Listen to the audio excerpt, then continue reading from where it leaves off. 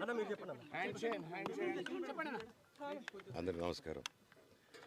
నేను ఆస్తి కోసమో డబ్బు కోసమో ఈ పోరాటం చేయట్లేదు. ఎందుకంటే ఇది పోరాటం కూడా కాదు, ఇది ఆత్మగౌరవానికి సంబంధించింది, నా భార్య పిల్లల సేఫ్టీకి సంబంధించింది. ఇది నాతో ఒక మగాడిగా నాతో డైరెక్ట్గా వచ్చి నాతో ఏం చేసినా పర్వాలేదు. నా భార్య పేరు ఇంక్లూడ్ చేయడం, నన్ను తొక్కేదానికి, నా 7 నెలల పాపని ఇంక్లూడ్ చేయడం, నా బిడ్డల ఇంట్లో ఉండగానే అలా బిహేవ్ చేయడం కరెక్ట్ కాదు. ఈరోజు పోలీస్ దగ్గరికి నేను వెళ్ళి ప్రొటెక్షన్ అడిగాను.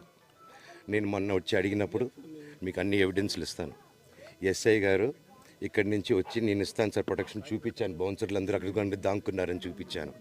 అది కొంచెం చూసి ఓకే సార్ మీరు ధైర్యంగా ఉండండి, మేము ఎక్కడికి వెళ్ళట్లేదని చెప్పి మాట్లాడి పారిపోయారు.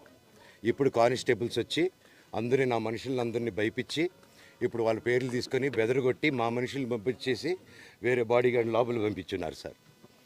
ఏం జరిగిందండి అసలు? జరగదు కాదు సార్. ఫస్ట్ డిపార్ట్మెంట్ ఎందుకు వన్ సైడ్ తీసుకుంటున్నారు? కంప్లైంట్ తీసుకున్న తర్వాత వాళ్ళకి ఏ అధికారం ఉంది?